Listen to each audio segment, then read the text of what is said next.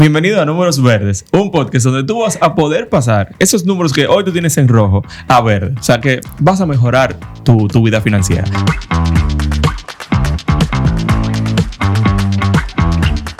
En el episodio de hoy tenemos a Claire Durán, quien tiene una historia muy interesante que contarnos. Y yo sé que a ustedes les va a interesar muchísimo porque es una persona que pasó del mundo del 8 a 5, digámoslo así, al emprendimiento, donde ha sido muy exitosa y algo que no suele ser tan común, porque ella se dedica a la planeación de bodas y sobre todo de bodas de destinos. Así que para nosotros es un placer poder estar aquí contigo. Gracias por tenerme, gracias. Un placer, Claire. Mira, yo quiero dar un poquito más de contexto del que tú diste, porque yo tengo entendido que Claire se pasó la vida entera estudiando, ¿no?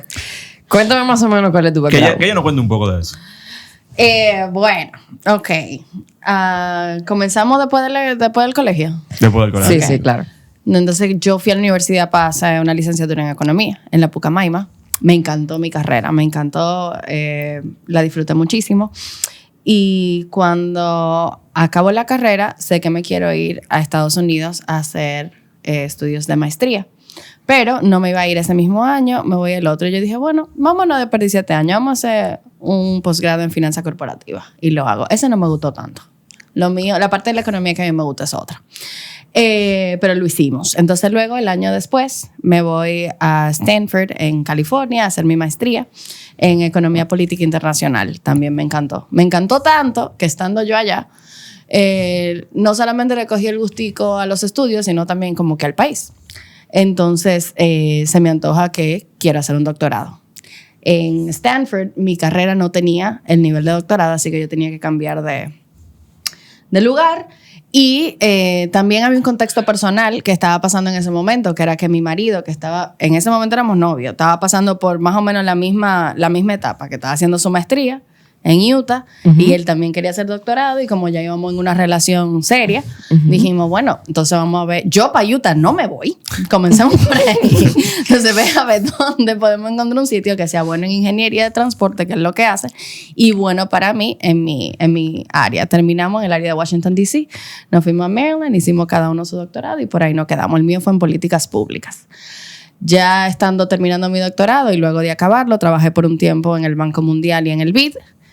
Y nada, después de eso fue que a mí se me entró un arranque. No porque no me gustaba mi carrera, o sea, adoré, igual como me pasó con lo que le conté antes de mi licenciatura y de mi maestría. O sea, para mí la investigación, o sea, todo lo que... Porque el doctorado está muy enfocado en la investigación que tú haces. Y eso fue una cosa preciosa. O sea, yo la disfruto muchísimo. Y cuando me voy al Mundial y me voy al BID y estoy trabajando, ahí fue que comencé a darme cuenta un poquito de que... Y perdón si estoy desorganizando la conversación, pero... No, para nada, dale. Ahí fue que me di cuenta de algo. De que no era que a mí no me gustaba mi carrera, sino que a mí no me gustaba la vida que yo iba a tener por mis próximos 30, 40 años laborales, del 8 a 5. Y no solamente del 8 a 5, de estar en una oficina sentada y lo que fuera, sino que el tipo de trabajo que yo hacía, que tenía que ver mucho con evaluaciones de impacto de proyectos, o sea, mucha econometría y un poco de eso. Cuando yo entregaba mis reportes, eso era como un checkmark en la lista de requerimientos. Sí, y como que yo, entonces lo hice, como que me sentía que el trabajo que yo estaba haciendo era hermoso y yo lo disfrutaba, pero como que yo no conectaba con la emoción de que hice esto y cuál es el resultado. Entonces como que comencé a sentirme así, pero... El hecho de emprender, yo no estaba tan frustrada, o sea, yo todavía lo que tenía era un par de años en el mercado laboral, o sea, uno aguanta un chismán antes de uno volverse loco. Yo pensé que al momento en que yo comencé a pensar en esto que vamos a hablar en un rato, yo iba a mantener las dos cosas. Ahí fue que yo fui súper ilusa. Pero bueno. No es tan fácil. Pero una cosa, ¿sabes qué? Yo quisiera que tú nos expliques, primero de manera resumida, ¿qué hace el BID? ¿Qué hace el Banco Mundial? Porque quizás hay gente que nos están escuchando que no sabe lo que esas instituciones realmente hacen. ¿Y qué entonces tú hacías dentro de esas dos instituciones? Bueno, el Banco Interamericano de Desarrollo y el Banco Mundial son organismos multilaterales. Ambos están headquartered en Washington, D.C., que era donde yo estaba. Y donde estoy, mentira, yo todavía vivo ahí. Entonces, ellos lo que hacen es que financian proyectos. En el caso del BID, es enfocado en Latinoamérica, el mundial, como el nombre lo dice, en todo el mundo, proveyendo ese capital para que los gobiernos e instituciones puedan desarrollar proyectos que avancen el progreso de cada nación en diferentes ámbitos, usualmente sociales, más que nada económicos, etc. Tú sabes que yo tengo una pregunta ahora. Dale. Ajá. Tú me dijiste en algún momento que la razón por la cual tú emprendiste fue porque tú sentías que tú no conectabas con el estilo de vida como con este 8 a 5 que te daba lo que tú estabas estudiando, ¿verdad? Que tú emprendiste por eso. No emprendí por eso. Decidí abandonar Ajá. el 8 a 5 cuando viví las dos cosas. Ya después de haber emprendido, antes de haber dejado el BID, en ese momento yo estaba en el BID, y me di cuenta que la vida que yo podía llevar como emprendedora me agradaba más a largo plazo, esa independencia, esa libertad de manejar mi tiempo como yo quisiera. Y eso es el básico, ¿verdad? Porque emprender conlleva 1000 cosas y muchos son sacrificios muchísimo mayores que el de tener un 8 a 5. Pero en ese momento sentí que ese control de mi tiempo valía mucho. Confieso también que odio tomar el metro. Y me tocaba cada vez que tenía que ir. ¡Wow! ¿Tú te imaginas? Pero esa no fue la decisión, pero confieso que fue un excelente beneficio de haber dejado el banco. Pero a mí, lo que me llamó muchísimo la atención es que realmente en todo este trayecto de estudio que tú me estás contando, ¿cuántos años de estudio son eso? Bueno, la licenciatura 3 y medio, me gradué temprano, después el posgrado 1 año, la maestría 2 y el doctorado lo hice en 4 y medio. Pero no hubo gap, o sea, fue todo fue bastante. Y ahí viene mi pregunta, o sea, quizás si dentro de ese tiempo, que fue bastante largo, hubiera una pausa y tú trabajabas en el BID o trabajabas en el Banco Mundial y te dabas cuenta quizás desde el inicio de que eso no era para ti, tú quizás como quieras hubiese hecho el doctorado. O hubiese hecho el doctorado en otra cosa, o hubiese hecho una maestría en otra cosa. ¿Tú nunca trabajaste en ese proceso? Ya cuando yo estaba en tesis, al final del doctorado, sí. Lo que pasa es... O sea, ¿qué peso tú le pudieras dar a eso de la experiencia versus seguir estudiando sin parar? Que mucha gente aquí también lo piensa. Es que yo nunca estudié porque me iba a conseguir el trabajo. Yo estudié porque a mí me gustaba estudiar. Me gustaba, pero todavía el día de hoy, me gusta aprender, me gusta... y a mí siempre me gustó la parte investigativa, ¿no? Que es lo que viene con un doctorado. Que si lo hubiese hecho en otra cosa, bueno, ya es un what if que nunca podemos confirmar porque lamentablemente no podemos echar para atrás en el tiempo. Pero una cosa que la gente siempre me pregunta, oye, ¿y tú qué terminaste haciendo otra cosa totalmente distinta? ¿Tú no te arrepientes? ¿Tú no sientes que, ay, qué pérdida de tiempo? Y yo digo, jamás y nunca. De que mi negocio es lo mejor. Si yo lo hubiese comenzado a los 20 y tantito, cuando yo recién salí de la universidad, hubiese podido estar más lejos ahora. Quizás, pero tú sabes que yo soy mejor wedding planner designer ahora. Porque yo tengo un contexto de que me preparó a pensar, a organizar, a saber manejar proyectos. Porque eso es lo que son mis bodas son proyectos. De una forma que si yo no hubiese pasado por esa educación académica, no es que yo hubiese sido mala, porque una cosa no tiene que ver con la otra. Lo que pasa es que son herramientas que te sirven para cualquier cosa, son bastante transversales. Claro. Yo no estaría hablando aquí de que vamos a hacer una investigación con una población control y otro experimento, pero yo igual estoy tomando esas herramientas organizacionales que vienen con el estudio. ¿Y en qué momento tú te diste cuenta que tú no ibas a poder hacer las dos cosas al mismo tiempo? Cuando el negocio arrancó de verdad. Yo cuando comencé, imagínate, yo nunca... que viene también una cosa que ustedes no me la están preguntando, pero creo que puede ayudar a la conversación. ¿Y por qué bodas? Exacto. Sí, no, mira, yo me imaginé que porque lo llevan en el corazón, algo así, porque de verdad que el puente está lejos. Con tantas cosas que se puede hacer en el medio, que quizás no tiene que ver con el 8-5. Exacto. Claro. Hasta como un consultor. O sea, una persona con ese background puede ser un muy buen consultor. Sí, claro, pero no. Yo de verdad siempre... La única cosa que puedo arrepentir que fue que el Espíritu Santo me lo puso en mi corazón porque yo no tengo explicación.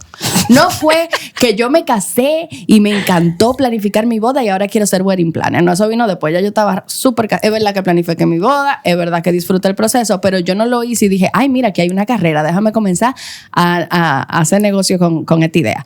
No, vino después. Y fue simplemente... Yo vengo de un background, o sea, ya vamos a echar un poquito para atrás. Toda mi vida yo crecí muy atada a las artes. Okay. Yo...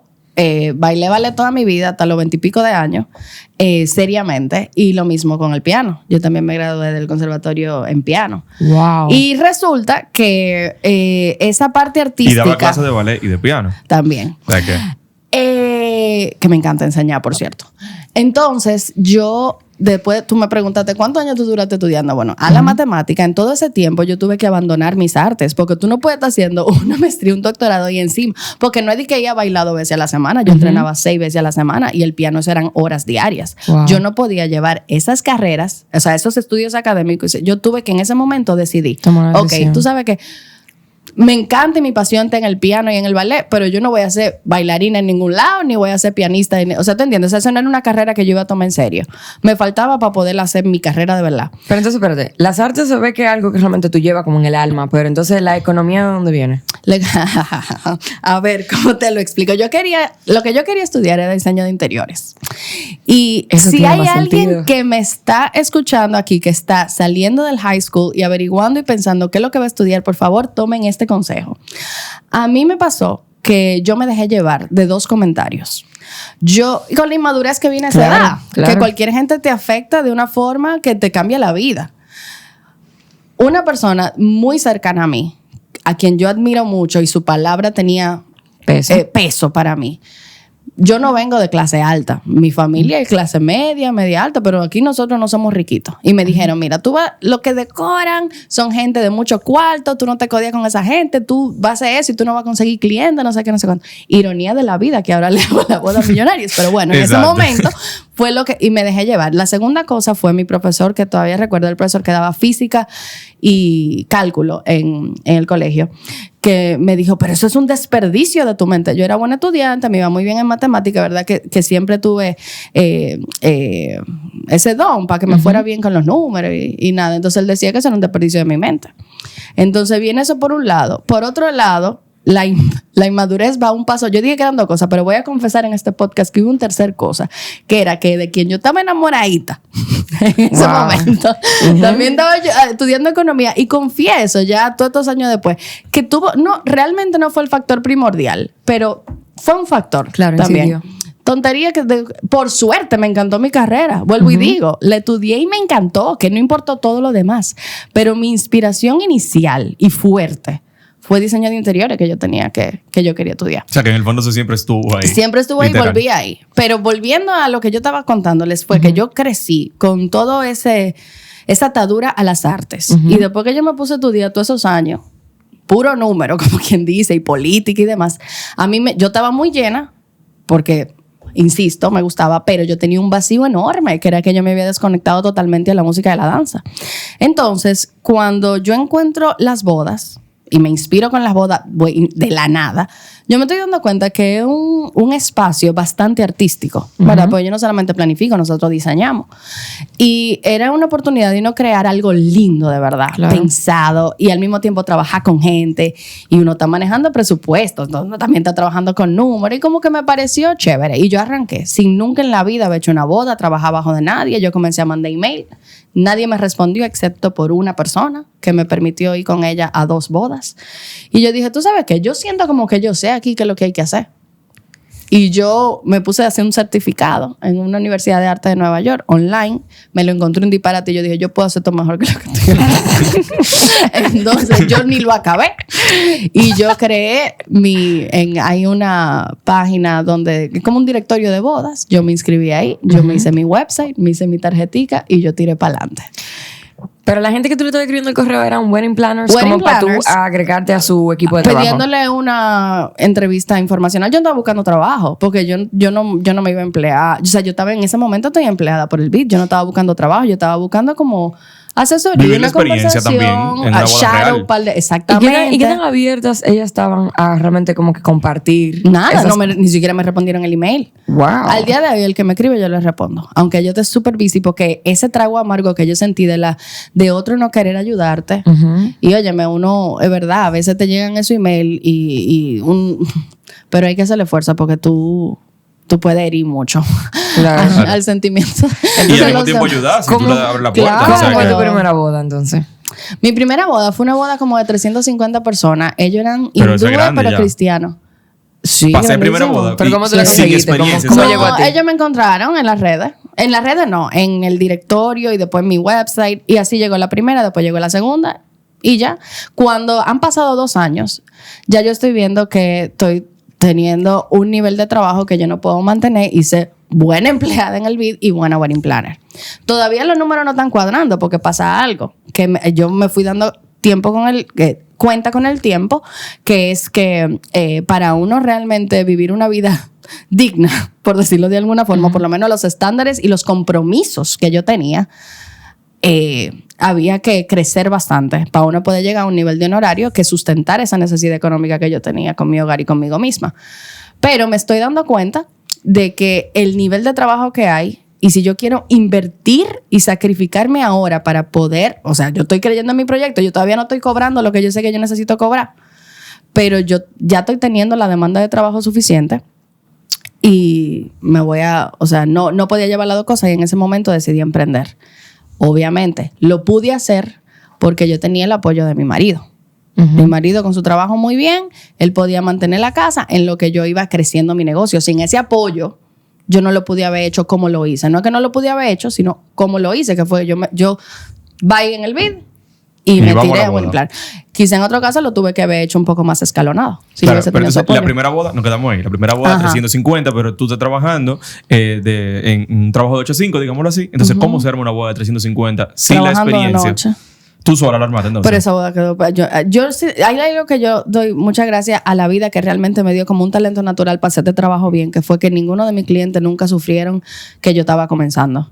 Y aunque era una boda de 350 personas, era una boda... O sea, que eso realmente fue una coincidencia, porque es que los hindúes siempre se cansan con un reguero de gente. Pero no era una boda compleja. Y mis bodas al principio, por ejemplo, la segunda y la tercera eran bodas pequeñas. O sea, el negocio comenzó realmente desde abajo y fue creciendo. ¿Te entiendes? Tuvo que me preguntaste cuál fue la primera y nunca se me ha olvidado, pero realmente fueron bodas sencillas y después el negocio fue evolucionando. Pero fue una boda que yo tuve que trabajar, o sea, yo no tenía vida. Por los primeros años de mi negocio yo trabajaba hasta 80 horas a la semana. Wow, claro. Mira, y con relación a todo lo que tiene que ver con finanzas y la administración económica del proyecto, ¿qué tan divorciado o realmente qué tan útil tú sientes que fue para ti haber estudiado para llevar a cabo esa administración? O sea, la pregunta es, ¿tú sientes que realmente del estudio a la práctica te sirvió de mucho? ¿Te pudo haber servido de más? ¿Realmente se siente divorciado el hecho de la administración de la empresa con tus estudios? No, yo siento que me sirvió de todo. Me sirvió de todo, porque es que hasta cuando yo le estoy presentando a un cliente una propuesta de cualquier cosa, yo se la presento, que eso parece... O sea, es que cualquier gente te puede decorar una boda bonita y hasta más bonita que yo. Pero es la manera en que tú logras... cuando tú...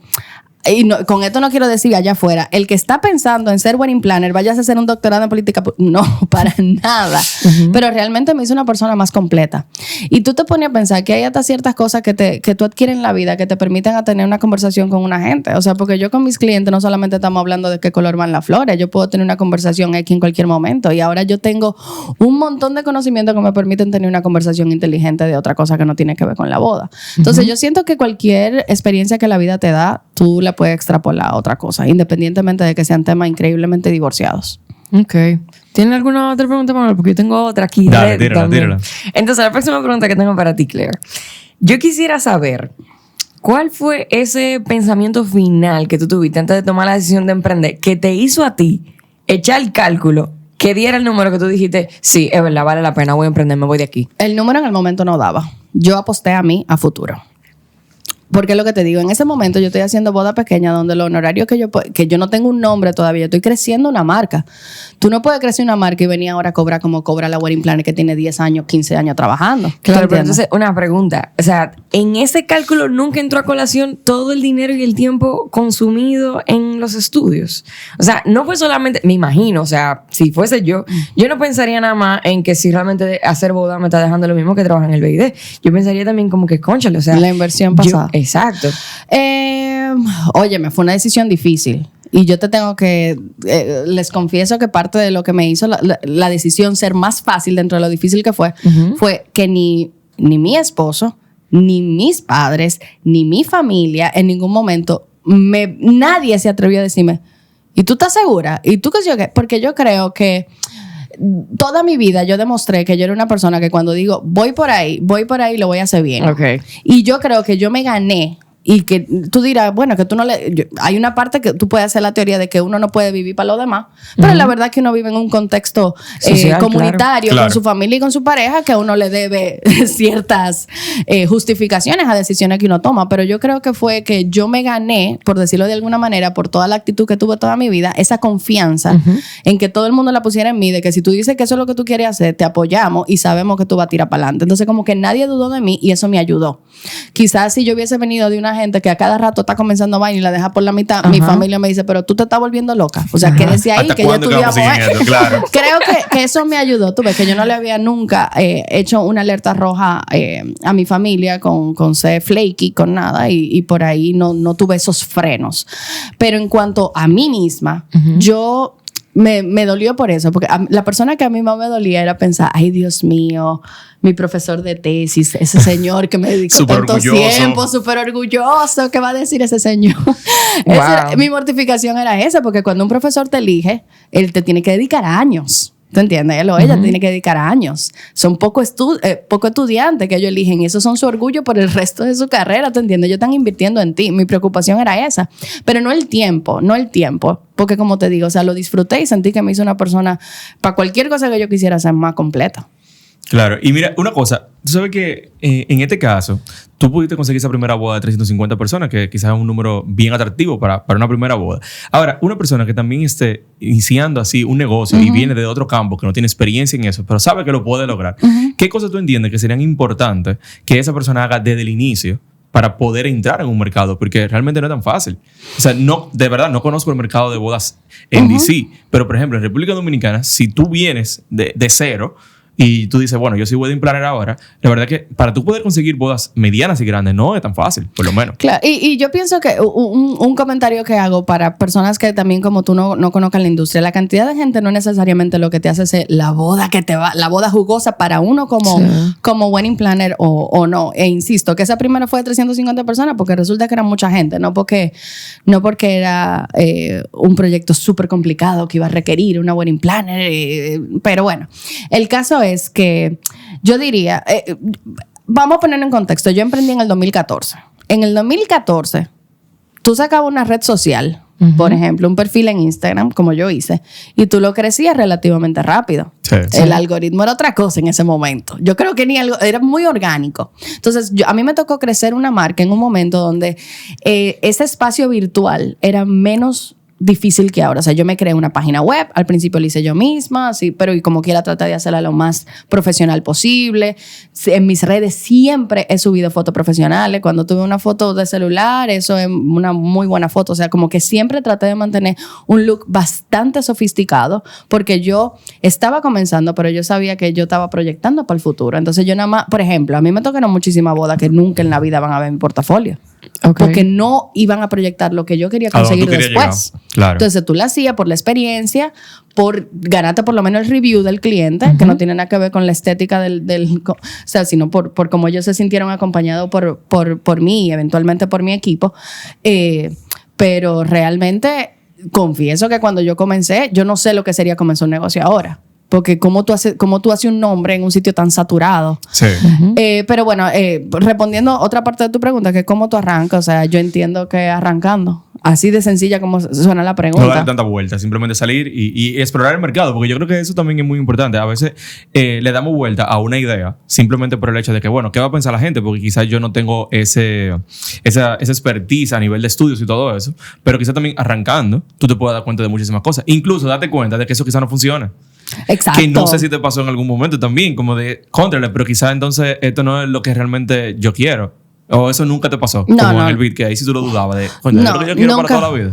Gracias a Dios con el emprendimiento nunca me ha pasado. Estoy tan enamorada de mi negocio como en el 2014. Ok, y en algún momento tú crees que en ese inicio, aunque quizás no te pasó, pero, o sea, no te pasó quizás nada de que no te sentías cómoda, pero quizás también estaba la parte económica, que aunque estaba resuelta, es una parte que sí a largo plazo puede afectar. Claro. Tú no pensaste quizás, bueno, ok, pero quizás cualquier cosa, si esto no está funcionando bien, yo me puedo devolver en cualquier momento y sé que voy a conseguir un buen trabajo.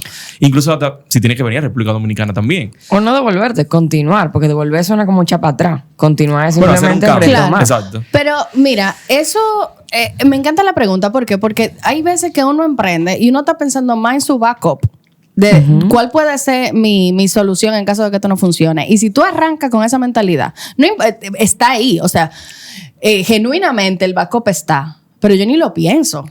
Porque que si yo pienso, entonces ya yo estoy manifestando que... yo sé que ahora la era de la manifestación, pero yo estoy poniendo esa energía de que yo tengo otra cosa y como yo tengo otra cosa, esto puede o no puede funcionar. No, esto tenía que funcionar. Y me tomó tiempo llegar a donde yo tenía que llegar y yo no me di cuenta o sea, para yo entender cómo yo podía ser rentable, no cómo yo podía traer negocio y hacer un trabajo bien, cómo yo podía convertirme en rentable. Yo le doy, o sea, a veces tú me preguntabas ahorita de que si la wedding planner me respondieron o no cuando yo escribí al principio y yo digo, qué pena que lo que yo hubiese querido saber, lo tuve que aprender con 4 años de tener el negocio, 3, 4 años de yo tener el negocio. Y ahora cuando yo tengo la oportunidad de hablar con cualquier persona que quiera entrar a esta industria, yo de una vez le pongo bien claro cómo es que se puede ser rentable. Y hay varias maneras de ser rentable y cambia mucho dependiendo de tu mercado, de tu necesidad personal, etcétera, etcétera. Pero la verdad es que no es fácil hacer dinero, como en todo, pero particularmente en este negocio, cualquier persona dice, ay, yo voy a contratar una wedding planner, y tú dirás en tu cabeza, bueno, y para mí eso es un servicio que vale, por decirte algo, $4,000, $5,000. ¿Cómo una wedding planner piensa, yo voy a durar 1 año trabajando contigo? ¿Cuántas bodas yo puedo hacer en 1 año? Particularmente en mi negocio hacemos 7, 8 top. Pero ponte tú que tú hagas más volumen. Tú tienes todo un número de gastos atrás de ti. Claro. Vas a tener empleados, vas a tener toda la gente que tú tienes que pagar el día de la boda, etcétera, etcétera. ¿Cómo tú puedes ser rentable? Cuando tú calculas eso dividido a 12 y dividido las horas que tú le pones, tú estás... O sea, negativo. Tú estás pagándole tú de tu bolsillo al cliente Entonces, cuando yo me fui dando cuenta de que realmente para ser rentable en este negocio, yo tenía que hacer un montón de cambios para poderme llevar a otro nivel. Eso fue una experiencia muy lenta, sobre todo en un negocio que yo duró 1 año para comenzar y terminar un proyecto. Entonces, mis lecciones aprendidas son súper lentas. Claro. Y que también el crecimiento del negocio. Si yo me hubiese puesto a hacer cupcake, yo hago un cupcake hoy, pongo mi tiendecita de cupcake, Manuel va y lo prueba mañana y te dice, mierda, ese cupcake estaba buenísimo. Ya tú al otro día estás yendo a mi cupcake. Y ese word of mouth, esa pasada de la reputación mía de una vez. En un mes. En un mes ya si de verdad estoy haciendo los mejores cupcakes, ya tengo una fila en un mes. Con wedding planner, no. ¿Tú entiendes? O sea, yo duro 1 año trabajando con un cliente y después que ese cliente me pueda pasar una referencia de que una prima se está casando y que la prima también le gusta mi trabajo y es en un lugar donde yo la puedo asistir en una fecha que me funcione con el precio que ella pueda pagar. Óyeme, pasan 3 años, 4 años y cuidado. Mira, eso es un negocio lento. Abordando algo que tú comentaste, al principio de la conversación tú decías como que si tú comienzas con la mentalidad de que estás buscando un plan B, como que tú sueles enfocarte mucho o te puedes enfocar en ese plan B y no concentrarte en el plan A. Y que tú tienes que buscar la forma de que el plan A funcione. Pero después entonces hablas de rentabilidad. Entonces mi pregunta es la siguiente. Se supone que no importa el negocio, siempre hay una forma de que el negocio sea rentable. O sea, corríjanme ustedes. Si yo, por ejemplo, me dedico a hacer lo que sea y mi negocio no es rentable, se supone que todo negocio tiene una fórmula secreta que sí lo hace rentable, o existen realmente negocios que no son rentables. Ok. ¿Quieres responder primero? Como tú quieras, dale tú. Yo creo que no todos los negocios pueden ser rentables. Entonces, estamos de acuerdo. Entonces vamos por la misma respuesta. Ok, pero entonces... Quería dejarte responder primero para no... No, y me gustaría que definitivamente. Me gustaría que usted me dé un ejemplo, porque ¿qué pasa? Si, por ejemplo, mi negocio no es rentable, me monto en la ola de, por ejemplo, escuchar lo que tú dices y decir, es que yo tengo que buscar la forma de que esto sea rentable. Entonces, ¿cómo una persona puede darse cuenta si en verdad, no importa que tanto tú lo quieras, no es rentable? O sea, ¿cómo yo pudiese darme cuenta? Tal vez, qué sé yo, dite tú qué me está pasando con mi proyecto. ¿Cómo yo puedo darme cuenta si es rentable o no? Por más que yo de verdad lo quiera. Claro, no. Lo primero que tenemos que tener un número claro. O sea, tenemos que tener esas proyecciones, esos resultados muy claros. Y aquí, por lo menos en República Dominicana, la mayoría no lleva los números de los negocios o lleva los números para la DGI. Y esos no son números reales, son los números que tú estás declarando y esa es la verdad. Entonces, si tú no tienes una finanza organizada, tú nunca vas a poder saber si realmente tu negocio es rentable o no. Entonces, ¿qué ventaja te da tener la finanza organizada? Que tú vas a poder ver a dónde se está yendo el dinero. O sea, cuáles son los gastos que realmente te están haciendo que tu rentabilidad se baje. O realmente tus ingresos son lo suficientemente bajitos y no te da esa rentabilidad que tú deseas. Entonces, eso es lo primero. Tenemos que tener los números claros. Okay. Y después de ahí, entonces tú tienes que analizar cuáles son las cosas que tú tienes que cambiar. Por ejemplo, en tu caso, era el tema de los ingresos más que los gastos. O sea, si sacamos el cálculo de cuánto es cuánto cuesta una hora mía versus cuánto yo estoy cobrando la hora realmente, Exacto. aunque a largo plazo no se ve por hora, sino por año o por trabajo realizado. Entonces, tú te vas a dar cuenta si eso es así o no. Pero en otros casos, a veces tú no es tan fácil subir de ingresos tan rápido, pero tú tienes que controlar entonces los gastos. O sea que sí hay forma de buscar a la vuelta un negocio que no es Sí, rentable. sí, hay forma, pero no todos significa que porque haya forma todos lo van a poder hacer, porque también tú tienes un tope.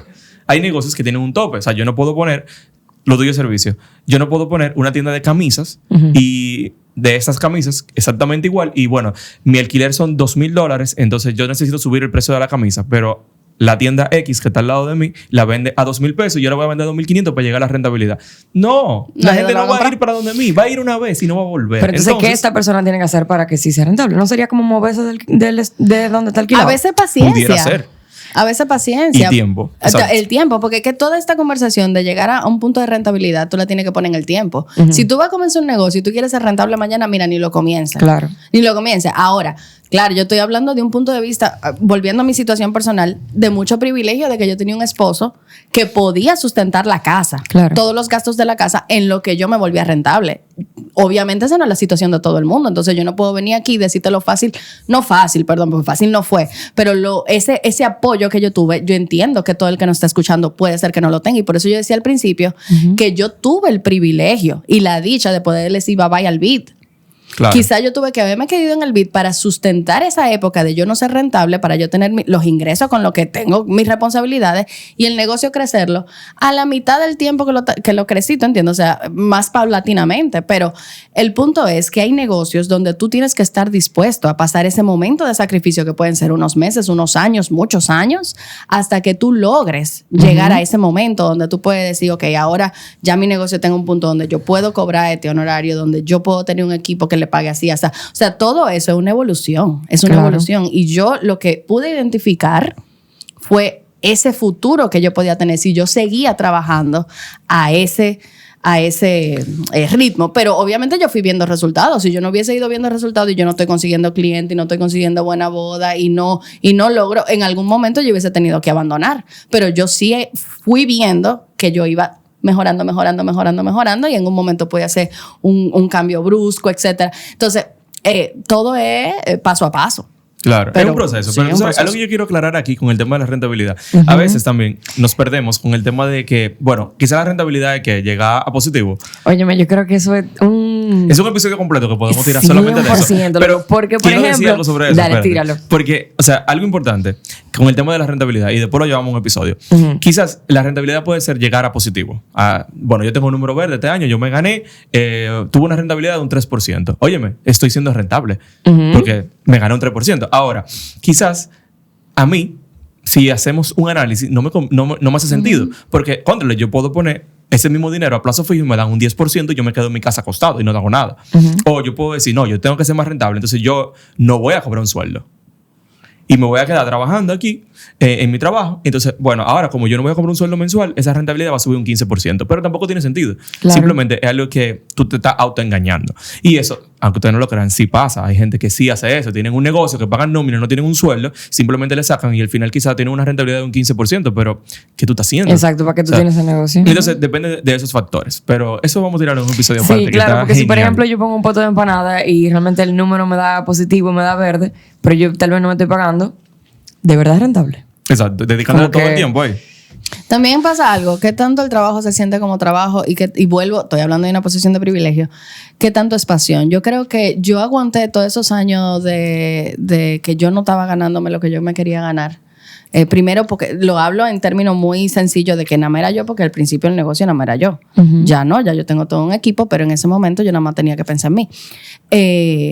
Porque lo dije ahorita, lo repito, yo estoy enamorada. O sea, para mí, trabajar hasta la hora que yo tenga que trabajar, el día que me toque, no me pesa, porque me encanta.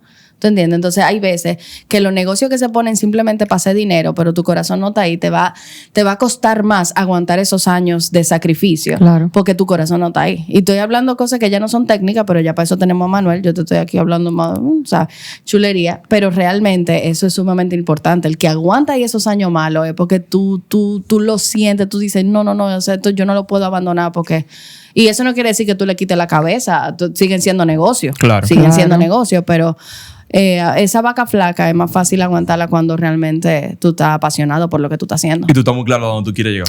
Y tú estás claro. Aunque no llegues, pero por lo menos tú aunque sabes te tome tiempo. Claro. Eso es vital en los negocios realmente. Porque mucha gente quizás emprende por un tema de como una oportunidad. Exacto. En cualquier cosa. Mira, no hay nadie haciendo bodas de destino, por ejemplo. Vuelvo, no conozco el mercado de ella, pero quizás nadie lo estaba haciendo. Déjame yo hacer eso, porque yo sé que yo voy a conseguir varios clientes que van a querer hacer su boda en Santo Domingo, en Punta Cana. Entonces vamos a darle, pero yo no sé de eso. Entonces quizás eso también...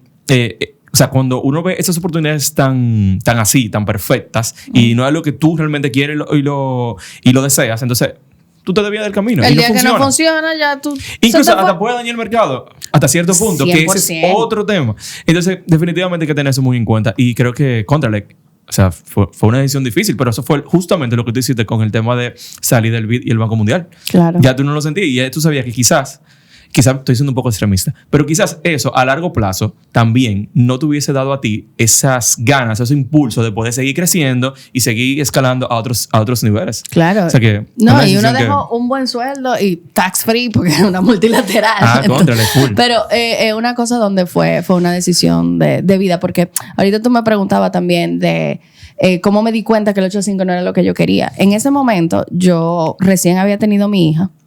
Mi hija nació menos de un año, vamos a decir, en promedio, un año antes de que yo comencé el negocio. Y yo siempre pensé que cuando yo tuviera mi hija, ella iba a estar 3 meses conmigo y después yo le iba a poner en un daycare. Eso fue lo que yo pensé. Pero después yo la tuve. Y by the way, no estoy haciendo juicio para nada aquí de la clase de mamá que tú eres, si tú mandas a tu hijo para un daycare o si tú te quedas en la casa. Pero todas son excelentes. Lo que yo me di cuenta es que yo no tenía el corazón de desprenderme de ella tan rápido. Y ahí viene todo eso de que yo me fui dando cuenta de que si yo tengo un negocio, óyeme, yo estaba trabajando el doble, el triple de lo que yo le dedicaba al BID. Ya te estoy hablando cuando me dediqué a eso full time. Pero era en mi tiempo, yo tenía el tiempo de llevarla. Como yo iba en Estados Unidos, yo no tenía ayuda de absolutamente nada. Entonces yo podía ser mamá súper presente.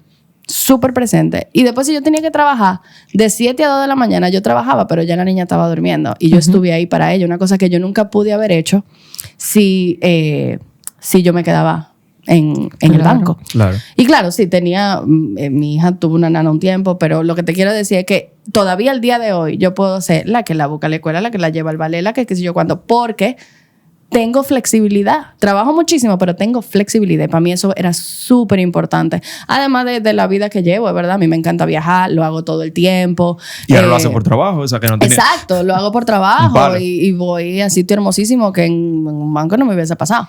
Claro, definitivamente. Eso fue una decisión de estilo de vida también. Wow, ok, me parece realmente todo sumamente interesante. Muchísimas gracias, Claire, por haber venido aquí a acompañarnos y contarnos más o menos cómo fue tu trayectoria de pasar a estudiar tantos años a dedicarte a donde está tu corazón, que es el diseño de bodas, ¿no? Y experiencias, algo así. Sí. Pero planificación, ¿no? Planificación, diseño y producción de bodas. Oye, enfocadas en bodas de destino. Eso suena como una experiencia. Entonces, me gustaría saber si soportan que nosotros pasemos al Patreon de un pronto a hablar de fondo y un poquito más transparente cómo funciona el negocio de el Wedding Planner. Sí.